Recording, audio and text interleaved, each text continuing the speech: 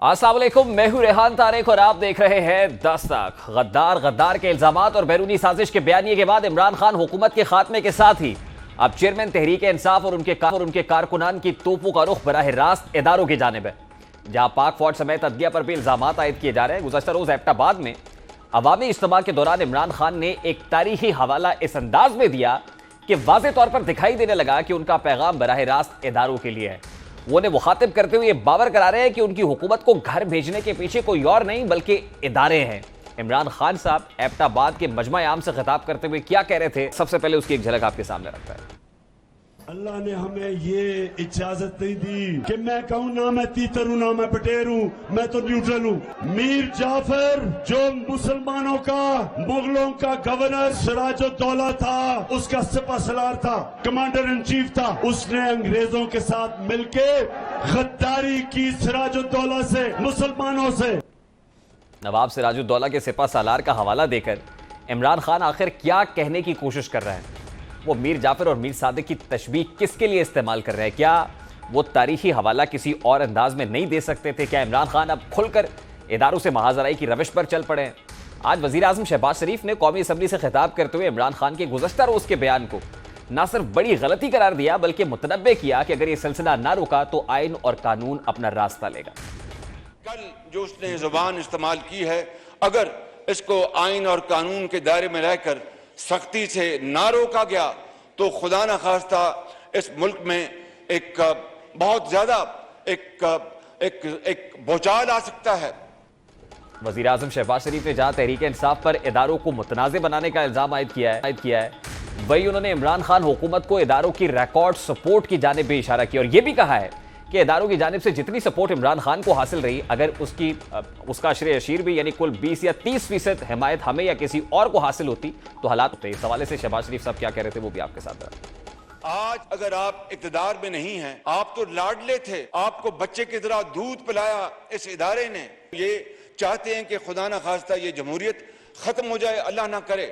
बिला खौफ तरदीद के 75 साल में जितनी सपोर्ट इस लाडले को मिली, अगर 20% या 30% आपको या किसी और को या हमें मिली होती तो हम इस मुल्क को इस तरह जिस तरह जहाज उड़ता है इस तरह ले चलते अल्लाह ताला के फजल करम से। वजीर आजम के बयान के बाद आज ही चेयरमैन तहरीक इंसाफ ने दावा किया है कि उन्हें गिरफ्तार किया जा सकता है। साथ ही उनका कहना है कि अस्करी इदारों को बदनाम करने का वतीरा उनका नहीं बल्कि रविश पीटीआई किया हुआ बंद कमरों के अंदर। मुझे ये भी खबर है कि जी इमरान खान को पकड़ लेंगे, या एक और भी इन्होंने कोई है कि जी इसको कोई वैसे ही फारग कर दें। डरे तो बहुत हुए ना। कहता है जी इमरान खान ने कोई बड़ी फौज की तौहीन कर दी। मैं कल जेल में मेरा जलसा है, शहबाज शरीफ मैं तुम्हारा जवाब दूंगा वह सही माने में कि मैं कितनी तौहीन की और तुम गद्दारों ने इस मुल्क से क्या किया। तुम्हारा भाई और तुम असल मीर जाफर और मीर सादिक को इस मुल्क के, और आप कह रहे हैं जी मैं फौज को, जी मैं बड़ा फौज को बचा रहा हूँ। इनका क्या काम था? वो बड़ा भाई फौज को बुरा भला कहता था और वो भी बुज़दिल जब मुल्क से बाहर गया अंदर चू चू करता था, बाहर जाके फौज को अटैक किया। बेटी इसलिए कि वो लड़की है, दोनों भाई इसके बाहर भाग गए थे और बेटी यहाँ सिर्फ बोलती है क्योंकि उसको कुछ कहता कोई नहीं है, वो भी फौज को अटैक कर रही है और हमें कह रहे हो फौज की बात कर रहे हो। हम कभी अपने मुल्क को डैमेज नहीं करेंगे क्योंकि हमने यहीं रहना है। आज इमरान खान कह रहे हैं कि इदारों को बदनाम करने की रविश उनकी नहीं है बल्कि पाकिस्तान मुस्लिम लीग नून की है, उनकी जानिब से किया जाता है। दूसरी जानिब ना सिर्फ वजीर आजम की जानिब से इमरान खान के बयान पर सख्त रद्द-ए-अमल सामने आया बल्कि गुज़श्ता रोज पाक फौज के शोबा ताल्लुकात आमा की जानिब से प्रेस रिलीज जारी करके एक बार फिर इस मुहिम पर इजहार मजम्मत करने के साथ साथ दो टोक अंदाज में पैगाम भी दिया गया है। तर्जुमान पाक फौज के मुताबिक मुसल्लह अफवाज को सियासी गुफ्तगू में घसीटने की कोशिश की जा रही है। मुल्क के बेहतरीन मफाद में पाक फौज को सियासी गुफ्तगू से दूर रखा जाए। तर्जुमान ने कहा कि गुज़श्ता कुछ अरसे से मुल्क में जारी सियासी गुफ्तगू और मुबाहिसों में पाकिस्तान की मुसल्लह अफवाज और उनकी क़यादत को दानिस्ता तौर पर घसीटने की कोशिशें की जा रही हैं। मुसल्लह अफवाज के साथ साथ उनकी आला क़यादत के हवाले से बराह रास्त वाज़े और मुख्तलिफ हवालों से बातें की जा रही हैं, जिसमें अवामी फोरम्स और सोशल मीडिया समेत मुख्तलिफ प्लेटफॉर्म्स पर कुछ सियासी शख्सियात, बाज़ सहाफ़ी और तज्ज़ियाकार शामिल हैं। इन सियासी मुबाहिसों और गुफ्तगू में गैर मुसद्दका, हतक-आमेज़ और इश्तिआल अंगेज़ बयानात और रिमार्क्स मुसल्लह अफवाज और उनकी आला क़यादत के बारे में दिए जा रहे हैं, जो कि इंतहाई नुकसानदेह है। पाकिस्तान की मुसल्लह अफवाज ऐसे गैर कानूनी और गैर अखलाकी अमल का हिस्सा नहीं हो सकती। ISPR ने वाज़े कहा कि फौज और उसकी क़यादत का सियासत से कोई ताल्लुक नहीं है, इसे सियासत में घसीटना गैर अखलाकी और गैर कानूनी है। ऐसे गैर जिम्मेदाराना बयानात से इज्तनाब बहुत ज़रूरी है। मुसल्लह अफवाज और उसकी क़यादत तवक्को करती है कि सब अफराद कानून की पासदारी करेंगे और मुसल्लह अफवाज को मुल्क के बेहतरीन मफाद में सियासी गुफ्तगू से दूर रखा जाएगा। तहरीक इंसाफ की जानिब से इदारों से महाज़ाराई को और मकबूल बयानिया बनाकर पेश किया जा रहा है। शायद इमरान खान को इस बात का इदराक है कि यही वो बयानिया है जिस पर लोगों को घरों से निकाल कर सड़कों पर लाना आसान होगा। यही वो बयानिया है जिससे मज़ामती सियासत को फ़रोग़ दिया जा सकता है। और आज शीरी मज़ारी, फवाद चौधरी और शेख रशीद समेत तमाम खिलाड़ी इस बयानिए के फ़रोग़ में अपना हिस्सा डाल रहे हैं। जो DGI SPR है, उन्होंने कैटेगोरिकली ये बात कही है कि फौज को सियासत में मुलव्वस ना किया जाए और ये बात उनकी दुरुस्त। लेकिन हम ये समझते हैं कि एक मखसूस तरीके से जानबूझ के ये बात फैलाई जा रही है। पाकिस्तान से एबटाबाद में मुतालबा करता हूं कि पाकिस्तान को बचाना है तो इलेक्शन करवाना है। अब शेख रशीद पाक फौज से इलेक्शन कराने का मुतालबा कर रहे हैं। इलेक्शन कमीशन ऑफ पाकिस्तान को नहीं कह रहे हैं। पाकिस्तान तहरीक इंसाफ हुकूमती जमातों पर साजिश का इल्जाम आयद कर रही है, जबकि हुकूमत का दावा है कि दर हकीकत PTI खुद गैर मुल्की ताकतों का अलाकार बन चुकी है। जो अफवाज हैं, पाकिस्तान के जो सिक्योरिटी अदारे हैं, वो पाकिस्तान की दिफा के ज़ामिन हैं। अब उस अदारे के पीछे जाना चाहता है जो इस मुल्क की दिफाई जो सालमियत है हमारी जो है उसका मुहाफिज है। इसने एक दफा नहीं, पिछले 3-4 महीनों में कई बार कोशिश की है कि उस अदारे के अंदर दरारें डालें। अल्हम्दुलिल्लाह किसी दौर में हमें पसंद नहीं भी आया, लेकिन हमने उस अदारे में कभी दरारें डालने की कोशिश नहीं की। उनकी गैर आईनी मुदाखलत की जरूर मुखालफत। बड़ी अजीब बात है, नेशनैलिटी भी अमेरिका की रखते हैं, पासपोर्ट भी अमेरिका का रखते हैं, अमेरिका में बैठ के पाकिस्तान की सलामती के इदारों और अफवाज के खिलाफ बात करते हैं और कहते हैं साजिश अमेरिका कर रहा है। तो वो फिर आपके जरिए कर रहा है पाकिस्तानी कौम को तकसीम करने के लिए। पाकिस्तान तहरीक इंसाफ ने न सिर्फ पाक फौज और इलेक्शन कमीशन को तनकीद का निशाना बनाया, बल्कि चेयरमैन तहरीक इंसाफ ने बराह रास्त अदलिया को भी हुकूमत हटाने की साजिश का हिस्सा करार दिया। इस्लामाबाद हाई कोर्ट की चीफ जस्टिस अतर मिनल्ला ने कहा कि चेयरमैन तहरीक इंसाफ इमरान खान मुसलसल अदालत पर सवाल उठा रहे हैं। हाई कोर्ट की चीफ जस्टिस अतर मिनल्ला ने PTI क़यादत पर दर्ज तौहीन मजहब मुकदमात के खिलाफ फवाद चौधरी की दरखास्त पर समाअत की। चीफ जस्टिस ने कहा कि PTI चेयरमैन और पटिशनर फवाद चौधरी की जानिब से मुस्तकिल अदालत से मुताल्लिक कहा जा रहा है। वो ये पैगाम दे रहे हैं कि सुप्रीम कोर्ट और हाई कोर्ट कॉम्प्रोमाइज थी। ये कोर्ट 24 घंटे काम कर सकती है। अगर किसी साइल को कुछ भी एतराज हो तो अदालत इसको देख सकती है। अदालत को अवाम का एतमाद भी देखना है। कल तक वक्त देते हैं, अगर अदालत पर एतमाद नहीं तो बताएं। चीफ जस्टिस ने कहा कि 2014 के धरने में इसी अदालत ने 11 बजे रिलीफ दिया था। अगर आपको थोड़ा सा भी शक है हाई कोर्ट और सुप्रीम कोर्ट कॉम्प्रोमाइज थी तो फिर बता दें। 9 अप्रैल को 4 पिटीशन उस रोज आई थी, जिनमें से एक पिटीशन अगले रोज जुर्माने के साथ खारिज की थी। कुछ गैर ज़िम्मेदाराना रिपोर्टिंग भी हुई है। कुछ तज्जियाकारों ने ऐसा माहौल बनाया था कि मार्शल लॉ लगने वाला है। क्या ये नहीं कहा जा रहा कि हाई कोर्ट सुप्रीम कोर्ट हाथ को खुल गई थी? इस हवाले से चीफ जस्टिस अतर मिनल्ला साहब की तरफ से रिमार्क्स आए हैं, जो यकीनन पाकिस्तान तहरीक इंसाफ के लिए लम्हा फिक्री है। इस वक्त पाकिस्तान तहरीक इंसाफ के सीनियर रहनुमा जमशेद इकबाल चीमा साहब हमारे साथ मौजूद है। सबसे पहले इस मामले पर उनसे बात करते हैं। अस्सलाम वालेकुम चीमा साहब, बहुत बहुत शुक्रिया आपके वक्त के लिए। चीमा साहब, इमरान खान का खिताब पाकिस्तान के खिलाफ साजिश है और वजीर आजम शहबाज शरीफ आज ये कह रहे हैं वाज़ेह तौर पर कि हम कानूनी चाराजोई करेंगे, इस पर कानून अपना रास्ता लेगा। तो are you ready to face the music? देखें, बड़ा ही अनफॉर्चुनेट है कि वज़ीर-ए-आज़म लेजिटिमेट नहीं है। वज़ीर-ए-आज़म जो है गैर कानूनी या एक मैंडेट नहीं है, और जिस बंदे के पास मैंडेट ना हो हमेशा कम्प्लेक्स का शिकार होता है। और कम्प्लेक्स का शिकार जो भी बंदा है, वो पंजाबी में कहते हैं डरी गांठ टक्कर मार देती है। तो बेसिकली ये उसी तरह की हरकतें कर रहे हैं कि जैसे कि डराना किसी को।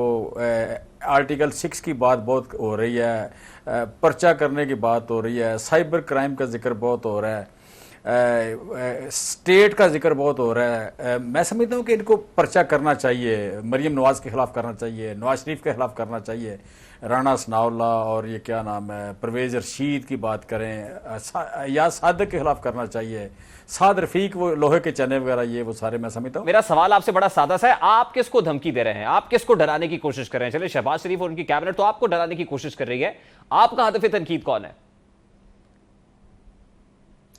देखें, हम किसी को नहीं डरा रहे। हम कह रहे हैं कि आपने गैर कानूनी काम कर दिया। आपने किसी के कहने पे आपने काम कर दिया कि आपने इस मुल्क की हुकूमत के ख़िलाफ़, आपने इस मुल्क की स्टेट के ख़िलाफ़ एक साजिश कर दी, स्टेट के ख़िलाफ़ एक सहूलतकारी कर दी, आपने एक स्टेट के ख़िलाफ़ मुदाखलत कर ली, मुदाखलत में आप सहूलतकार बन गए। तो जो भी बने हैं, देखें, उसका नतीजा क्या हुआ कि 22 करोड़ को 70 लाख के लगभग हम लोग हैं। 22 करोड़ 70 लाख लोगों की जिंदगी जो है वो इकोनॉमी से जुड़ी हुई है और इकोनॉमी फ्री फॉल हो गई। हर जी, फसल साहब, जो है आप आपके लिए स्टेट के खिलाफ साजिश की बात करने कर के रहे लिए हैं। देखिए, इस वक्त स्टेट के लिए सबसे इंपॉर्टेंट तो स्टेट के इंस्टीट्यूशंस हैं। हुकूमतें आती जाती चीज हैं, सियासत आती जाती चीज है। स्टेट के इंस्टीट्यूशंस अगर खड़े हुए तो स्टेट खड़ी हुई है, मजबूत है। और आपकी कैंपेन इस वक्त स्टेट के रियासती इदारों के खिलाफ दिखाई दे रही है, वो फौज हो या अदलिया हो। तो क्या ये इदारों के खिलाफ साजिश बराह रास्त रियासत के खिलाफ साजिश नहीं है? आपको खड़ा हुआ कौन नजर आ रहा है? आप ऐनक ठीक कराएं, आपको कौन खड़ा हुआ नजर आ रहा है? कोई भी नहीं खड़ा हुआ। वजूद खो बैठे। रात को 12 बजे वाले खड़े नजर आते हैं आपको जो लोग आप कह लें कि स्टॉक एक्सचेंज की बात बताएं कि स्टॉक एक्सचेंज अब ठीक हो गई, अब डॉलर भी। और रात को 12 बजे वाले तो आज भी समात के दौरान कह रहे हैं कि अगर आपको एतमाद है तो आगे चलते हैं। आप अदालतों में हैं भी और अदालतों के खिलाफ बात भी कर रहे हैं। कि जो बात कर रहा हूं वही बात कर रहा हूं मैं देखे ये खड़े हुए नजर आते हैं। खड़ा वो होता है जो अपनी जगह पे खड़ा हो, जो अपनी जगह से ना खड़ा हो, जगह पे ना खड़ा हो, वो नहीं खड़ा होता। वो बेसिकली आप कह लें कि ये एक हिले हुए होते हैं। सो मैं समझता हूँ यहाँ पे अपने डोमेन में लोग जाएं, अपनी डोमेन का काम करें और स्टेट जो है वो अपनी डोमेन में रह के इंस्टीट्यूशन काम करेंगे तो उस दिन स्टेट खड़ी होगी। तो चीमा साहब, आप ये कह रहे हैं कि रियासती इदारे हिले हुए हैं? मुल्क जो सेफ होगा। आप ये कह रहे हैं कि रियासती इदारे हिले हुए हैं वैसे? और आपको क्या नहीं, आपको क्या लग रहा है मेरे भाई? देखें सर, अगर रियासती इदारे हिले हुए हों तो खुदा ना खास्ता रियासत अपनी जगह पर ना खड़ी हो सर। और जो बड़ी खतरनाक बात है हमारे लिए, मेरे लिए भी, आपके लिए भी, हम सब के लिए, अगर ऐसा है तो यार देखें मेरी बात सुने कि अगर अदारे अपने काम कर रहे होते, अपना काम ही कर रहे थे, हुकूमत ये जो हुकूमत इस वक्त सो कॉल्ड ये इनलेजिटिमेट गवर्नमेंट अगर काम कर रही होती तो 3 हफ्ते में ये होता है कि आपकी सब्जियां, फ्रूट्स एंड वेजिटेबल 40% महंगी हो जाए, आपका आटा महंगा हो जाए, आपके यहाँ घी 100 रुपये महंगा हो जाए, 200 रुपये। वैसे बड़े सादा है यहाँ पे। और वो कहते हैं कि सादगी पे कौन ना मर जाए। खुदा, आप ये कहा करते थे 1 साल तक हमसे ना पूछे इस महंगाई का। रेहान मुझे बात करने दे, 1 साल के बाद करें या ना बुलाया करें। अगर बार-बार टोकना है तो ना बुलाया करें। साहब, लेकिन मेरा सवाल तो ले लेना प्लीज। एक सेंसिटिव बात शुरू करके फिर आप दरमियान में ज़िमनी सवाल ये लेना। आप ये कह रहे हैं कि 3 हफ्तों में महंगाई हो गई। सेंसिटिव बात है। जब आपसे ये बात पूछते थे आप कहते थे मैं 1 साल तो दे प्लीज ना कंप्लीट कर लें जी, मुझे फिक्रे कंप्लीट कर लें प्लीज। मुझे नेकी करें, मुझ पे ना ये एहसान कर दिया करें। आपको पता है मैं टीचर हूं, आपको पता है कि नहीं पता? चीमा साहब, आप तो मुझ पे इतनी नेकी तो कर दिया करें, लेकिन मुझे बात कर लेने दीजिए। ठीक। सो मैं अच्छा मैं कह रहा हूं देखिए इशू क्या है। इशू ये है कि कभी आप कह लें कि किसी की परफॉर्मेंस अच्छी या बुरी हो सकती है, लेकिन कभी ऐसा हुआ है कि 1 महीने में सारा कुछ उजड़ जाए? इस मुल्क में फ्रैंकली स्पीकिंग अगर आप गौर करें, आप किसी इकोनॉमिस्ट के पास बैठे, 1 महीने में सारा कुछ उजड़ गया।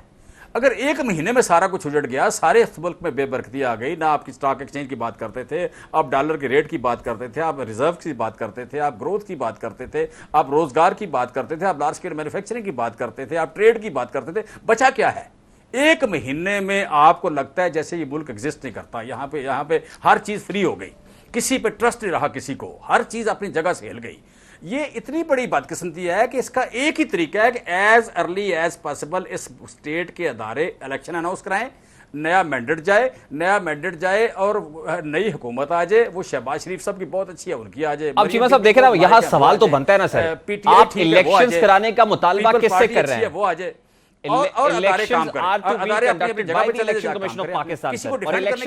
पाकिस्तान और चीफ इलेक्शन कमिश्नर पर तो आपको एतमाद ही नहीं है। अब तो बाकी इदारों पर भी एतमाद नहीं है, तो आप किससे मुतालबा कर रहे हैं इलेक्शंस कराने का? देखें, आपको पता ही है कि किसने हुकूमत गिराई है और कौन कौन शामिल है। हम उन्हीं से मुतालबा कर रहे हैं। ये हम इस मुल्क के सारे स्टेक होल्डर से मुतालबा कर रहे हैं कि इकट्ठे बैठो। आप तो कह रहे थे कि अमेरिका ने हुकूमत गिराई है, फ्री एंड अमेरिका से मुतालबा कर रहे हैं आप? जी, अमेरिका से मुतालबा कर रहे हैं क्योंकि आपके बकौल तो इंपोर्टेड हुकूमत है, अमेरिका के आशीर्वाद से आई है। देखें, अमेरिका तो हमलावर है, इंट्रूडर है, इन्वेजन किया उसने। अमेरिका की बात नहीं कर रहे, हम अपने मुल्क के अदारे हैं, हम इस मुल्क के लोग हैं। हम यहाँ पे देखें, हमें किसी की मुदाखलत किसी सूरत कबूल नहीं है। भूल जाएं कि हम कभी किसी से इस तरह की मुतालबा करेंगे। हम अपने छोटे लोग हों, बड़े हों, प्यारे, हमें वो प्यारे हैं जो इस मुल्क के साथ हैं। वो आप कह लें कि जो हमारी फौज है, हमारी सुप्रीम कोर्ट है, हमारा इलेक्शन कमीशन है, हमारी पार्लियामेंट है, हमारी पॉलिटिकल पार्टीज हैं, सारे इन्होंने बैठ के तय करना है। यही इस मुल्क के किस्मत का फैसला करना है। लेकिन अनफॉर्चुनेटली इन सब पे आपको एतमाद नहीं है चीमा साहब। तो इन सब का कराए हुए इलेक्शन के नताइज पर आपको कैसे एतबार होगा? नहीं, ये जो मौजूदा इलेक्शन कमीशन है उससे तो हम रिजाइन मांग रहे हैं। हम तो उसे मुजरम समझते हैं, हम तो उसे समझते हैं मुजरम, उसमें कोई शक है किसी को? हम तो उसकी तो बात ही नहीं कर रहे। हम कह रहे हैं उसको हटा के आप चीफ इलेक्शन कमिश्नर से भी रिजाइन मांग रहे हैं, बंदे की बात नहीं हम कर रहे हैं, आप पाक अफवाज के सरबराह से भी रिजाइन मांग रहे हैं सर। इलेक्शन कमीशन होते फिर आप तो बराह रास्त सिपा सलार के ऊपर इल्जामात लगा रहे हैं और तशबीहात, सियासी हवाले, तारीखी हवाले देकर ऐसी तशबीहात दे रहे हैं कि जिससे बराह रास्त इदारों के सरबराहान के ऊपर इल्जामात लगा रहे हैं। क्या सबसे रिजाइन करने का, आप स्टेप डाउन करने का मुतालबा कर रहे हैं? यार हम नहीं कर रहे मुतालबा, हम कह रहे हैं कि देखें इस मुल्क में अदारे अहम हैं, कोई एक बंदा अहम नहीं है, दो बंदे अहम नहीं हैं। यहाँ पे अदारे बड़ी चीज़ हैं, अदारों को अपनी अपनी इज़्ज़त खुद बहाल करनी है, अदारों को अपनी अपनी सेंटिटी, अपनी न्यूट्रलिज्म, अपनी न्यूट्रलिटी को आप कह लें कि एस्टेब्लिश करना है। लिहाजा मैं समझता हूँ ये बड़ा, तो कह रहे हैं हम न्यूट्रल हैं, जब कहते हैं न्यूट्रल हैं तो वो भी आपको बुरा लगता है? न्यूट्रल तो मार्शल लॉ लग रहा है मुझे। यहाँ पे देखें, हम यहाँ पे मीडिया का ब्लैकआउट हो, जहाँ पे लोगों पे पर्चे हो रहे हों, आर्टिकल 6 की धमकियाँ दी जा रही हों, एक कमज़ोर सा वज़ीर-ए-आज़म वो दूसरे आप कह लें कि आउट गोइंग वज़ीर-ए-आज़म को धमकी दे रहा हो कि मैं आप पे कानून फलां कर दूंगा, भतीजी उसकी 2 दिन पहले आप कह रहे जनरलों का नाम ले के बातें करे, तो उस पर कोई राणा सनाउल्लाह कर रहा हो, खुद उसकी पार्टी कर रही है, उसका भाई कर रहा हो, उसका जिक्र ना करे, तो बेसिकली देखिए इस तरह के लोग क्या कर लेंगे, इस तरह के लोग इससे आपकी कुछ आपकी न्यूट्रलिटी या आपका कानून का या मुहाफिज के तौर पर, आपके आइन के मुहाफिज के तौर पर आपने बड़ी खूबसूरत बात की कि इदारे इंपॉर्टेंट है, शख्सियात इंपॉर्टेंट नहीं है। हो जाएंगे। आपने बड़ी इंपॉर्टेंट बात की कि शख्सियात इंपॉर्टेंट नहीं है, इदारे इंपॉर्टेंट है, लेकिन आपके जो अमल से ये लग रहा है कि इमरान खान साहब अगर हैं, अगर आपकी हुकूमत है तो इदारे बड़े मोहतरम हैं, फिर उनका बड़ा लिहाज है, फिर उनका एहतराम है, फिर वो आप मिसाली ताल्लुकात की बात भी करते हैं, फिर आप हाइब्रिड रजीम की बात भी करते हैं। लेकिन अगर इमरान खान नहीं है, आपकी हुकूमत नहीं है, तो इदारों से बुरा कोई नहीं है, इदारों के सरबराहान से बुरा कोई नहीं है, इदारे न्यूट्रल नहीं है, तो क्या ये फिर ये अमल से तो ये जाहिर होता है कि शख्सियात इंपॉर्टेंट है, इदारे इंपॉर्टेंट नहीं है। अच्छा रिहान आप देखें, यहाँ पे मेरी होश में, आपकी होश में थोड़े 3 गवर्नमेंट है, मेरी होश में 4 गवर्नमेंट गई हैं। एक जुनेजो साहब की गवर्नमेंट गई थी, फिर उसके बाद नवाज शरीफ साहब की, बेनज़ीर साहबा की, फिर नवाज शरीफ साहब की, फिर बेनज़ीर साहबा की, फिर नवाज शरीफ साहब की, और फिर आप कह रहे हैं एंड पे अगर देखेंगे तो शायद यूसुफ़ गिलानी और फिर नवाज शरीफ। ये गवर्नमेंट 6-7 गई हैं।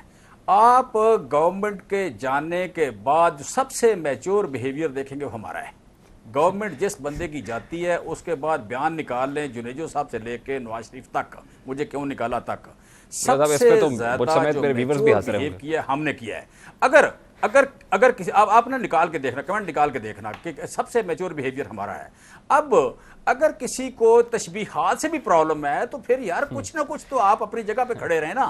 फिर आपको शौक भी सियासत का हो, यहाँ बैठ के कोई डीलें भी हो रही हो, यहाँ बैठ के कोई डिफेंस में बैठ के सौदे कर रहा हो, तो फिर आप चाहें कि कहीं कोई तशबीहात से भी नाम ना ले तो यार कहीं ना कहीं नाम आ जाता है फिर आपका। आप अगर बताएं, आपको आके आपका डीजी बताए, ISPR बताए कि जनाब क्या नाम है, बेहतर हो गई है, स्टॉक एक्सचेंज बेहतर हो गई है, डॉलर बेहतर हो गया, तो फिर लोगों को क्या पूछते हैं आप? कुछ ना कोई कहीं ना कहीं कोई ना कोई मतलब तरजीह आपसे नीचे कमेंट्स लिख देगा कि सर क्या आज on the floor of the house वजीर आजम पाकिस्तान शहबाज शरीफ साहब ने कहा कि जितनी सपोर्ट और आपकी बकौल आपको मिसाली हिमायत हासिल थी इदारों की, अगर वो कहते हैं हमें या किसी और को उसका अशरे अशीर भी 20-30% भी हासिल होता तो चीजें मुख्तलिफ होती, नताइज मुख्तलिफ होते। अच्छा ये सुन लें ज़रा कि जितनी सपोर्ट इस 1 महीने में है शहबाज शरीफ को, इससे ज़्यादा कभी तारीख में देखी है सपोर्ट? शहबाज शरीफ से ज़्यादा कमज़ोर बंदा नहीं उनको मिलता। अच्छा, और वो जो भी कहेंगे वो जैसे कहते हैं चेरी ब्लॉसम वाली बात, उससे ज़्यादा अच्छा कोई शूट कर सकता है बंदा। बहुत बहुत शुक्रिया चीमा साहब आपके वक्त के लिए। इस वक्त senior defence analyst general retired Ghulam Mustafa साहब हमारे साथ मौजूद हैं। अस्सलाम वालेकुम जनरल साहब, बहुत बहुत शुक्रिया आपके वक्त के लिए। जनरल साहब, चीमा साहब की गुफ्तगू आपने सुनी। अब पाकिस्तान तहरीक-ए-इंसाफ के चेयरमैन और ख़ुद उनके जो सीनियर अकाबरीन हैं वो इशारों किनारे में भी नहीं, बड़े धड़ल्ले से DG ISPR को सोशल मीडिया पर भी टैग करते हैं, मुखातिब करते हैं और बराह रास्त इदारों पर इल्ज़ामात आयद कर रहे हैं। क्या ये कोई खाना जंगी की तरफ ले जाने की कोशिश है? Are we heading towards that direction जिसका आज वज़ीर आज़म ने भी इशारा दिया? देखिए ये गेम आज तो शुरू नहीं हुई। फौज पे इल्जामात लगाने का और फौज के खिलाफ बात करने का सरदारी साहब से काम शुरू हुआ था जब उन्होंने हिट सेंट की बात की थी। फिर आप देख लीजिए जिस तरीके से उससे पहले भी जिसे मुंबई ब्लास्ट में बकाया दोनों पार्टियों को किसी तरीके से पाकिस्तान को खुद ही हमने अपने आप को कटहरे में खड़ा करा दिया। तो ये तो पुरानी रीत चली आ रही है और हमें इस बात को समझना होगा वज़ीर आज़म जिस तरफ इशारा कर रहे हैं आज के वज़ीर आज़म हैं, ये काफी कुछ इनका अपना भी किया धरा है। अब अगर हालात यहाँ पर पहुंचे हैं तो ये किसी एक आदमी के बस में कंट्रोल करने की बात नहीं है। इसको बैसियत कौम हमें इस बात को समझना होगा कि फौज पाकिस्तान का वो दायरा है जिसको भारतीय भी अभी कह रहे हैं कि ये एक ग्लू है जिससे पाकिस्तान को जोड़ा हुआ है। और पाकिस्तान की स्ट्रेंथ, पाकिस्तान की फौज की जो मेन स्ट्रेंथ है वो अवाम का जिस तरीके से एक बेपनाह एतमाद है अल्लाह के फजल करम से फौज पर, जिस वजह से फौज ने गुज़श्ता ये दुनिया की मुश्किल तरीन जंग लड़ी और पाकिस्तान को अल्लाह के फजल करम से दहशतगर्दी से काफ़ी हद तक पाक कर दिया है। ये मुमकिन ना होता अगर अवाम का फौज का एतमाद ना होता। तो दुश्मन की नज़र तो इस पर लगी हुई है। जैसे ही आप अपने अवाम और फौज के रिश्ते को कमज़ोर करेंगे, आपकी फौज कमज़ोर पड़ेगी, पाकिस्तान कमज़ोर होगा। दूसरी चीज़ जो हमारी लीडरशिप नहीं समझ रही, ये फौज में जो 7 लाख लोग बैठे हुए मिट्टी के बादू नहीं है, ये इंसान है। इनके भी अपने कोई जज्बात हैं, एहसास, ये भी सब कुछ देख रहे हैं क्या हो रहा है मुल्क में। वो भी इस मुल्क के हमारे बहन भाई हैं, बच्चे हैं, मेरे बेटे बेटियां फौज में हैं इस वक्त सारे, तो वो भी इन सारी चीजों को देख रहे हैं। जैसा तर्जुमाने पाक फौज DGISPR ने तो वाज़ेह तौर पर कहा कि 7 लाख फौज उस तरफ देखती है जिस तरफ चीफ देखता है। तो क्या रैंक एंड फाइल में कोई डिवाइड पैदा करने की कोशिश की जा रही है, कोई तफरका डालने की कोशिश की जा रही है? मैं उस तरफ आ रहा हूँ कि ये जो 7 लाख लोग हैं, इनके जज्बात हैं, इनका जो एतमाद है अपनी लीडरशिप पे वो वाइटल है। क्योंकि चीफ आर्मी स्टाफ जिधर हुक्म देंगे, इन 7 लाख लोगों ने उस तरफ चल पड़ना है। हुक्म की तामील के लिए इनकी लीडरशिप इनको तैयार करें इस काम के लिए। और अगर खुदा खास्ता इस एतमाद को किसी तरीके से भी ठेस पहुंचती है तो ना लीडरशिप फौज की ठीक काम कर सकते। रैंक एंड फाइल का तो हाल आप देख लेंगे, फौज फिर कमजोर होगी। तो हर तरीके से जो भी हम कर रहे हैं ये जो करते रहे हैं गुज़श्ता माजी में, चाहे वो एक क़यादत है या दूसरी क़यादत है, हम पाकिस्तान की जड़ों को खोखला कर रहे हैं। ये बात हमें समझनी चाहिए उस वक्त। तो इस डिवाइड को बचाने के लिए जरा साहब काउंटर स्ट्रैटेजी क्या होगी? क्योंकि DGISPR की तरफ से ISPR की एक प्रेस रिलीज गुज़श्ता रोज भी आई, इससे पहले वो 12 कह चुके हैं अपने प्रेसर के अंदर कि फौज को सियासत में ना घसीटा जाए। अब जिस नहज पर हालात पहुंच रहे हैं, आपको क्या लगता है कि व्हाट ऑप्शंस फौज इज लेफ्ट विद? देखिए जी, ये जिम्मेदारी फौज की नहीं है, ये जिम्मेदारी उन लोगों की है जो इस कौम की लीडरशिप का, जिनको एक तो जिनके हाथ में है या जिस कौम की लीडरशिप लेना चाहती है, ये उनकी जिम्मेदारी है। क्योंकि अगर कमजोर फौज आज है या कल जिसको मिलेगी तो क्या नुकसान उनका नहीं होगा इस चीज में? ये उनकी जिम्मेदारी है। उनको आगे आना पड़ेगा, उनको जिम्मेदारी लेनी पड़ेगी, उनको अवाम को एजुकेट करना पड़ेगा कि इस किस्म की बातों से बचें। और जो हमारी सफ़ों में चाहे पाकिस्तान के अंदर बैठे हुए हैं या बाहर से बैठे हुए जो लोग ऐसी बातें कर रहे हैं, हमें उनको आइडेंटिफाई करके उनको आइसोलेट करना पड़ेगा। लेकिन जैसा देखें ना, इस वक्त जो पॉलिटिकल लीडरशिप है वो डायलॉग की बजाय डेडलॉक का शिकार दिखाई दे रही है। कहीं पर कोई डायलॉग का, कोई मुसालहत का, को मसलहत अंदेशी का, कोई कहीं पर किसी जगह पर मुफाहमत का काम नहीं लिया जा रहा है। इस वक्त तो एक डेडलॉक दिखाई दे रहा है और जलसों के अंदर पैगाम रसानी हो रही है। और अब तो लीडरशिप, जो पॉलिटिकल लीडरशिप है, वो आपस में भी एक दूसरे से पैगाम रसानी नहीं बल्कि बराह रास्त जो है इदारों को पैगामात पहुंचाए जा रहे हैं। तो आपके ख्याल में अब यहां पर इंटरवेंशन कौन कर सकता है? क्या बिलाखिर रियासती इदारों को ही सामने आकर इस सारे मामले को डिफ्यूज करना पड़ेगा? देखिए, अगर लास्ट रिजॉर्ट है तो फिर रियासती इदारों के बीच में आ जाना चाहिए। लेकिन इससे पहले मैं फिर आपकी चैनल के वसातत से अपनी लीडरशिप की दरख्वास्त करूंगा कि खुदा के लिए अपनी जिम्मेदारी समझें। एक दूसरे का गिरबान पकड़ना है तो आपका नुकसान दोनों का हो रहा है, नंबर 1। नंबर 2, अगर आप डायलॉग नहीं करेंगे तो जमहूरियत किस चीज का नाम है? आपस में कंसेंसस बिल्डिंग और मिनिमम जो एग्रीमेंट पॉइंट्स है उस पर पहुंचना जमहूरियत का ही एक तरीकाकार है। अगर हम ये भी नहीं कर सकते तो फिर मैं समझता हूँ बहुत नुकसानदेह बात है। चलिए, इमरान खान साहब तो पार्टी से बाहर हैं इस वक्त, हुकूमत से बाहर हैं, वो उन्हें असम्बली से भी सो कॉल्ड इस्तीफा वगैरह दे दिए हुए उन्होंने। लेकिन जिस वक्त बैठे हुए हैं 11, 12 या 13 पार्टी बैठे हुए हैं, और उनको अगर ये इस चीज का वो क्लेम कर रहे हैं कि they are the ones who hold the majority, तो ये उनकी जिम्मेदारी है कि वो आगे कदम आगे बढ़ाएं। जैसा वो तो ये कह रहे हैं कि हम कानूनी कार्रवाई करेंगे। इमरान खान साहब जो बयानात दे रहे हैं जलसों के अंदर, मजमा आम से खिताब कर रहे हैं और जिस तरह के स्टेटमेंट्स दे रहे हैं, वो कहते हैं हम कानूनी कार्रवाई करेंगे। आज भी वज़ीर आज़म ने the floor of the house ये बात की है। तो आपको लगता है कि इमरान खान साहब जो मुतालबा कर रहे हैं और फिर मज़ाहमत की सियासत की जानिब गामजन है, वो इदारों के खिलाफ बात करके शायद एक पॉपुलर नैरेटिव बनाने की कोशिश कर रहे हैं कि ये बेस्ट सेलिंग है, इसको लोग हाथों हाथ खरीदते भी हैं, तो इसके जरिए से लोगों को बाहर लाने की कोशिश कर रहा है। तो आपको लगता है कि इस तरह से ही मामला बिलाखिर इमरान खान साहब के लिए भी ठीक होंगे? क्या वो गलत रविश पर नहीं चल रहे? फिर देखिए, मैं तो एक तरफ की बात नहीं कर रहा, मैं तो सबकी जिम्मेदारी कर रहा हूँ ना। जो हुकूमत वक्त में है, जब खान साहब हुकूमत में थे, मैं उस वक्त खान साहब की जिम्मेदारी करार दे रहा था। आज मैं जो आज इस वक्त जो हुकूमत बैठे हुए हैं ईवान में, मैं उनकी जिम्मेदारी करार दे रहा हूं। लेकिन वो हुकूमत में जो बैठे हुए जैसा वो कैसे रोक सकते हैं? क्या इमरान खान साहब की गिरफ्तारी या उनके खिलाफ कानूनी चाराजोई इन बयानात का, इस सिलसिले का रास्ता रोक सकते हैं? मेरा ख्याल है इससे बड़ी हमाकत और कोई हो नहीं होगी। आप अगर इमरान खान साहब को गिरफ्तार करने जा रहे हैं तो इससे बड़ी हमाकत और कोई हुकूमत कर नहीं सकती है। ये अपने पांव पे कुल्हाड़ी नहीं मारेंगे, बल्कि अपनी टांगे वो बिजली के आरे के नीचे रख देंगे। इनको चाहिए कि there are number of ways to approach Imran Khan से बात करने का तरीका। बहुत से लोग हैं जो इनके आपस में मुश्तरका दोस्त भी हैं, कॉमन भी हैं। आपको याद हो 23 मार्च को चीफ आर्मी साहब ने बड़ी मानीखेज बात की थी कि दिन को लड़ते रहते हैं, शाम को मिलकर चाय पीते हैं सियासतदान। तो इन सियासतदानों को यही तो एक आर्ट है इनका, इस्तेमाल में क्यों नहीं लाते ये? लेकिन जय साहब, इस वक्त तो 1 पॉइंट एजेंडा है खान साहब का कि 30 मई से पहले इलेक्शन अनाउंस कर दिए जाए। आपको लगता है कि ये मुतालबा माना जा सकता है या ये इस काबिल है कि इसको मान लिया जाए और ये जो 13 जमातों का इत्तेहाद है बिलाखिर ये भी इस पर राजी हो जाएगा, क्योंकि यही मिनिमम एजेंडा है उनका? देखिए, दो सिचुएशन है। इस वक्त जो लोग हुकूमत में बैठे हुए हैं उनका ख्याल ये है कि अगर हमने इस वक्त इंतखाबात तस्लीम कर लिए, एक किस्म की हमें ये कमजोरी समझा जाएगा। और दूसरा ये है कि चूंकि इमरान खान का एक परसेप्शन है कि बहुत स्ट्रॉन्ग उन्होंने डेवलप कर लिया, अपनी जो एक फॉलोइंग है, वो इलेक्शन में बड़ी स्ट्रॉन्ग वापस आ जाएंगे इसमें। दूसरा ये, अगर वो नहीं करते तो फिर वो लॉन्ग मार्च की बात हो रही है। आप देखिए, दोनों सूरतों में नुकसान है पाकिस्तान का। तो यही तो वो वक्त है जब लीडरशिप काउंट करती है। अगर ये हम नहीं संभाल सकते तो फिर ये आटा चीनी का दाव बांध दो तो कोई भी नीचे आगे कर सकते, किसी को लगा दे वो ठीक कर देगा, आपको सही उसको तैयार दे दे उसमें तो सियासतदानों की जरूरत नहीं है हमें। बहुत बहुत शुक्रिया। जनरल रिटायर्ड गुलाम मुस्तफ़ा साहब हमारे साथ मौजूद थे। अभी एक ब्रेक लेंगे और ब्रेक के बाद जब वापस आएंगे, डॉक्टर रिजवान FIA के डायरेक्टर, उनकी नागहानी मौत पर सियासत क्यों हो रही है, इस मामले को उठाएंगे इस ब्रेक के बाद हमारे साथ।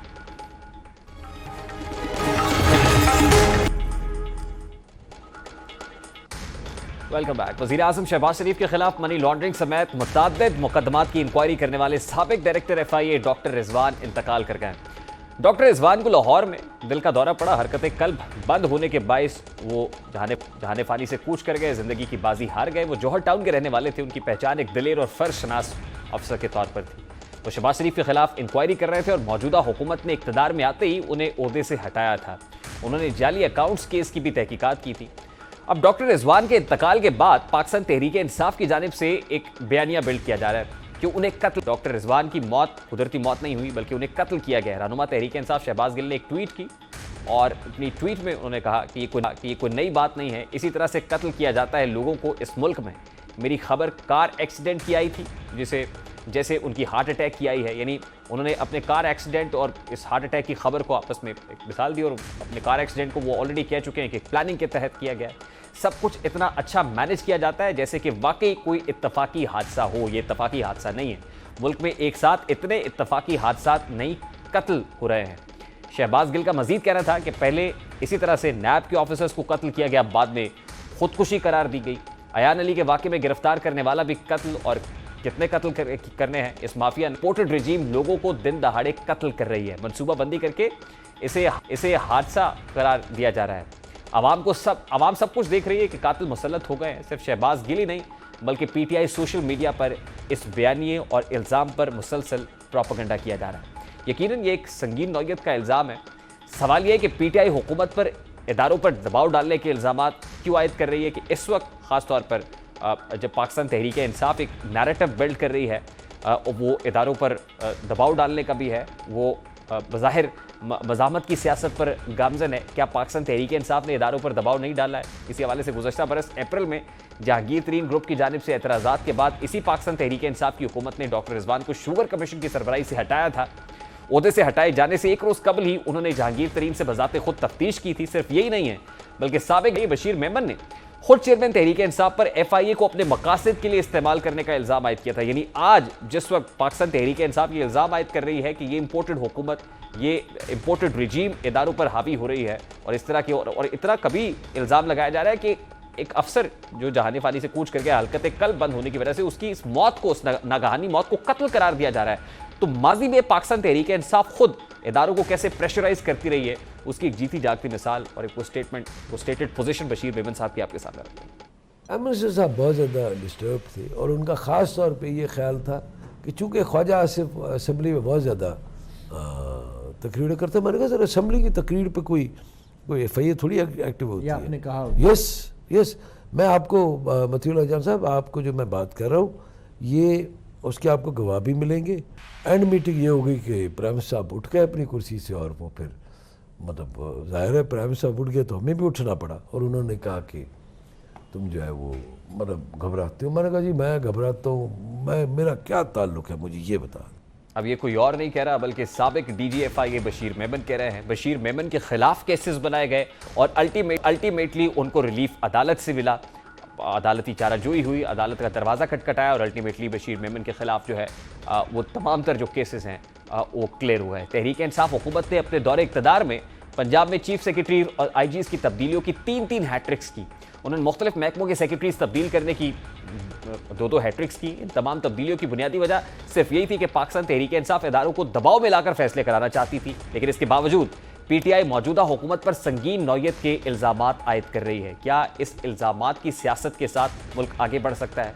क्या इससे पॉलिटिकल स्पेस बढ़ेगी या अवेलेबल स्पेस को भी ख़त्म कर दिया जाएगा? ये एक बहुत बड़ा क्वेश्चन मार्क है और फिलहाल लोगों को ये नैरेटिव सेल करके बाहर निकालने की कोशिश की जा रही है, सड़कों पर लाने की कोशिश की जा रही है, लेकिन ये महाजराई का बयानिया, ये तसादुम का बयानिया क्या मुल्क के हक में है या नहीं, ये एक बहुत बड़ा क्वेश्चन मार्क है। एक ब्रेक लेंगे और ब्रेक के बाद जब वापस आएंगे वीट क्राइसिस की बात हो रही है, गंदम नायाब है, आटा गायब है, माफिया कैसे मुतहर्रिक है, बात करेंगे इस ब्रेक के बाद। हमारे साथ रहिए।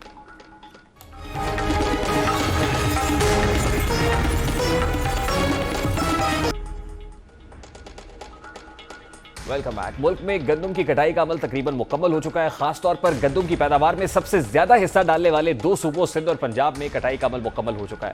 रवा साल मुल्क में गंदम की मजमूई पैदावार का हदफ 28.89 मिलियन मैट्रिक टन लगाया गया था, जबकि हुकूमत को इस वक्त तक के हासिल होने वाले आदादोशुमार के मुताबिक पैदावार 26.173 मैट्रिक टन रहने का तखमीना है। ये एस्टिमेशन है, जबकि गंदम की मुल्की सतह पर मजमूई खपत का तखमीना 30.79 मिलियन मैट्रिक टन लगाया गया है। मुल्क में गंदम की पैदावारी अहदाफ होने की वजह से आटे के शदीद बहरान के खदशात मंडलाने लगे हैं। गंदम की पैदावार में कमी की वजूहात पानी की किल्लत, खाद की अदम फराहमी, इमदादी कीमत के ऐलान में ताख़ीर और ये इंपॉर्टेंट फैक्टर्स हैं। माशी माहिरीन ये कहते हैं कि अगर हुकूमत ने बर वक्त इक़दाम ना उठाए तो आटे की किल्लत एक बड़े बहरान की शक्ल इख्तियार कर सकती है, क्योंकि गंदम की मजमूई ज़रूरत के मुकाबले में पैदावार 4.62 मिलियन मैट्रिक टन से कम है, जिसकी दरामद पर $2 अरब से ज़ायद कीमती ज़र मुबादला खर्च करना होगा। गंदम की सपोर्ट प्राइस की देर से ऐलान से न सिर्फ काश्त में कमी हुई है बल्कि इसका फ़ायदा बराह रास्त ज़ख़ीरा अंदोज़ों को पहुँचाने की कोशिश भी की गई है। इंतज़ामी नाअहली के बायस सरकारी गंदम का कोटा बंद होने, ओपन मार्केट में महंगी गंदम और कम दस्तियाबी की वजह से मुल्क भर में आटे के शदीद बहरान का खदशा पैदा हो गया है। फ्लोर मिल्स ने कीमतों में मुमकिना कमी के सबब गंदम की खरीदारी और आटे की जो पिसाई है वो कम कर दी है और रसद और तलब में फ़र्क, डिमांड और सप्लाई का जो डिफरेंस है उसकी सूरत में आटा बहरान पैदा होने का खदशा भी सर उठा रहा है। जहाँ गंदम बहरान है, यकीनन उसके साथ साथ जो फ्लोर मिल्स हैं वो भी मुतासर होंगी और आटे का बहरान भी सर उठाएगा। उधर गंदम की मौजूदा सूरत हाल से मुताल्लिक वज़ीर-ए-आज़म शहबाज शरीफ को पेश की गई रिपोर्ट में बताया साल गंदम की पैदावार हदफ से कम है, जिसके बायस कम अज़ कम 46 लाख टन गंदम की दरामद की ज़रूरत होगी। गंदम की हुकूमती सतह पर खरीदारी के हवाले से पंजाब 91.66%, सिंध 49.68%, बलोचिस्तान 15.29%, जबकि पास्को ने 100% हदफ हासिल कर लिया है। पाकिस्तान दुनिया के बड़े ज़रिए ममालिक में शामिल है। पिछले मुल्क गंदम, चावल, कपास और गन्ने से बनाई जाने वाली शक्कर समेत कई दूसरी अजनास बरामद करता रहा है, लेकिन गुज़श्ता 3-4 बरसों के दौरान गलत हुकूमती इक़दामात की वजह से मुल्क को बड़े पैमाने पर गंदम के बहरान का सामना रहा है। और अगर अब भी बर वक्त इक़दामात ना हुए तो जैसे हालिया चंद सालों के अंदर हमने देखा है कि गंदम को इंपोर्ट करना पड़ा है, जिसकी वजह से हमारा इंपोर्ट बिल बढ़ता है, जिसकी वजह से हमारा current account deficit, trade deficit के अंदर बहुत सारे मामला खराब हो जाते हैं। इंपोर्ट बिल बढ़ने की वजह से इन्फ्लेशनरी प्रेशर आता है, जिसको हम इंपोर्टेड इन्फ्लेशन भी कहते हैं। यानी हालिया हुकूमत ने जहां पर इनकॉम्पिटेंस दिखाई, नाहली दिखाई, गंदम जो है वो सबसे पहले तो बरामद कर दी गई और उसके बाद फिर वही गंदम हमें इंपोर्ट करनी पड़ी और इंपोर्ट बिल की सूरत में एक बहुत बड़ा नुकसान उठाना पड़ा और महंगी गंदम भी हम दरामद करते रहे। अब भी अगर ऐसा ही हुआ, बर वक्त इकदाम ना किए गए, जैसा कि हमने देखा है सपोर्ट प्राइस को मुतय्यन करने से मुतालिक, तो ये जो कंसर्न्स है ये मजीद ग्रेव हो जाएंगे, क्योंकि वज़ीर आज़म शहबाज शरीफ साहब ने आज चीनी एक्सपोर्ट करने के हवाले से एक पाबंदी आयद की है। गंदम से मुतालिक भी अगर बर वक्त इकदाम ना लिए गए तो हालात काबू से बाहर हो सकते हैं। ब्रेक लेते हैं, ब्रेक के बाद वापस आते हैं।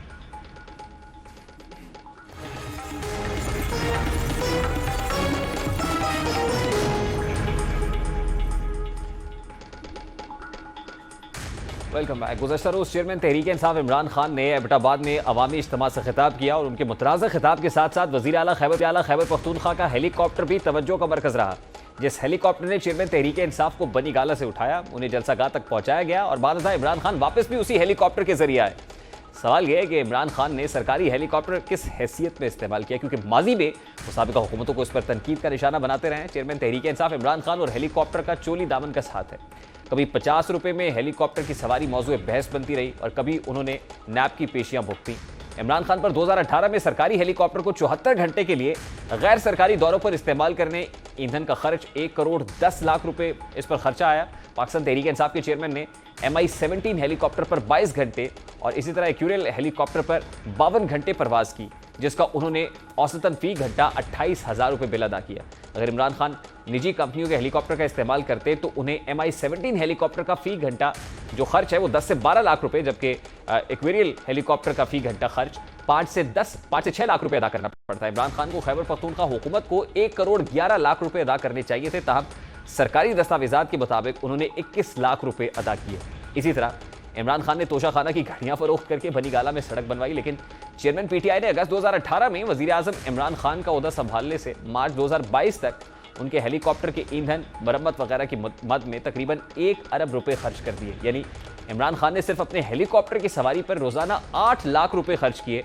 अब अपने स्पॉन्सर्स की अदम मौजूदगी के बाद इमरान खान की एक बार फिर माजी की दास्तानें दोहराई जा रही है। सवाल यह है कि क्या इमरान खान पर फिर मुकदमा दर्ज होगा, क्योंकि माजी में वो हेलीकॉप्टर केस भुगत चुके हैं। माजी में ऐसे बहुत सारी मिसालें देते रहे, लेकिन अब फिर उसी रविश पर बरकरार हैं। इसी सवाल के साथ प्रोग्राम का वक्त अपने इख्तिताम को पहुंचे। आपसे मुलाकात होगी इंशाअल्लाह कल। अब तो रखिए ख्याल। अल्लाह हाफ़िज़।